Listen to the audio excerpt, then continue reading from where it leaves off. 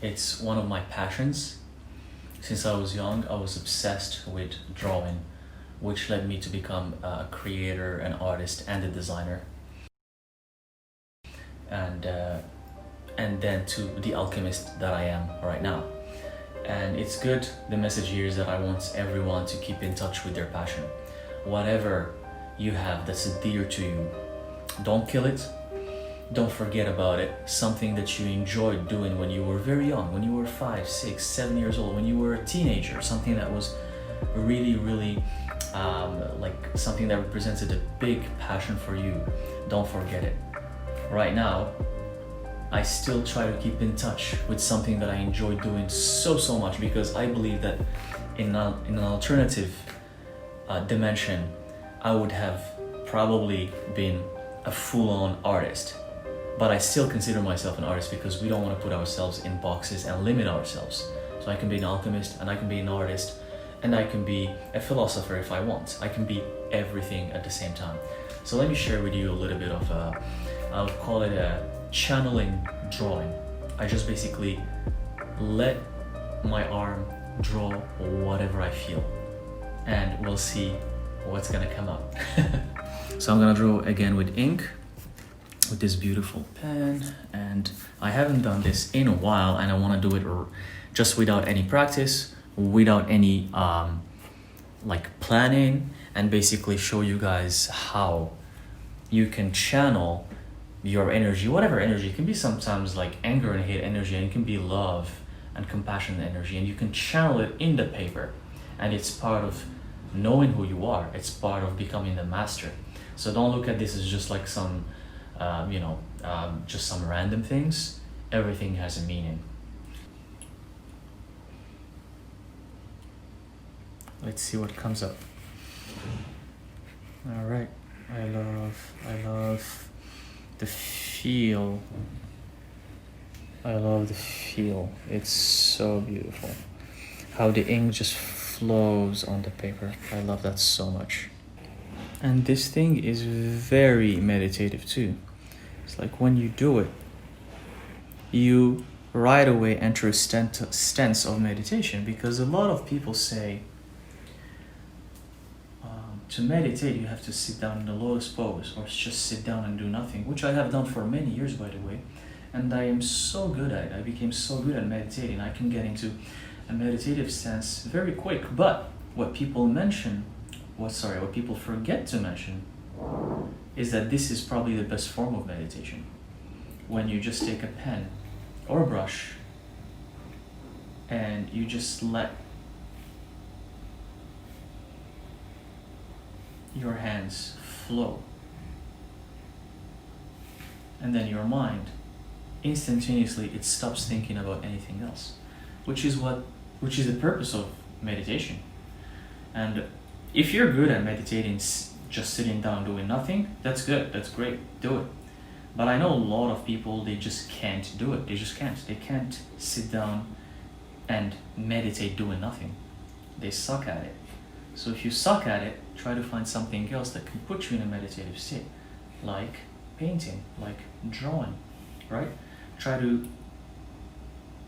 find that thing that gives you that sort of peace. Like if it's doing some sort of activity, if it's hiking, if it's walking, whatever that you enjoy. I love cubicle shapes, like here.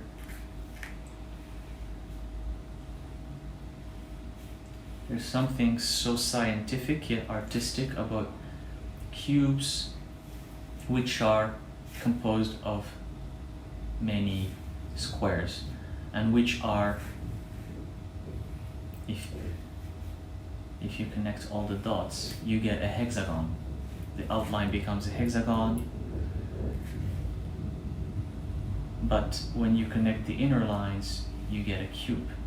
And I find that really beautiful, which actually connects to sacred geometry, my other biggest passion. When we talk about Metatron's cube, it's basically this. Here I am drawing it right here.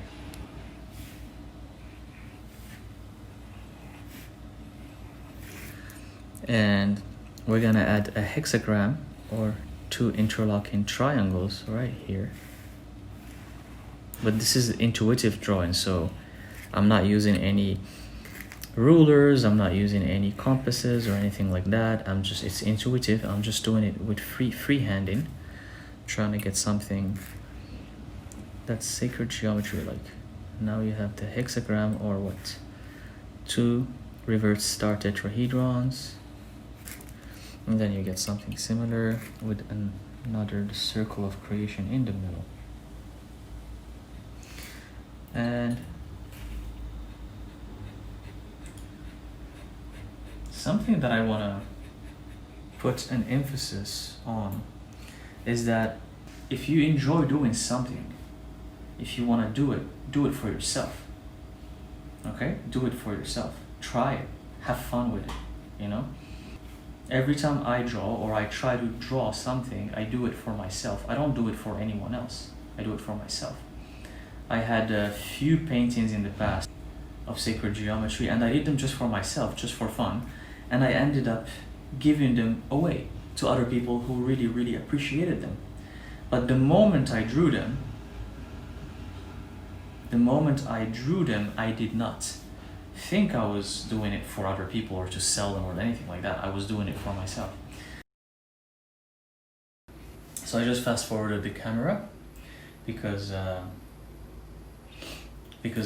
this took about 2 hours. So I've been drawing this for 2 hours and just channeling whatever I had, whatever feelings, whatever I had in me, I was just channeling on the paper. So this took about 2 hours and it's not finished yet. But I just wanted to show you a little bit of what I got. I'm gonna pause for now and come back to it another time and fill it up more and add more things to it, because I feel like these 2 hours were good enough to kind of give everything that I wanted to channel.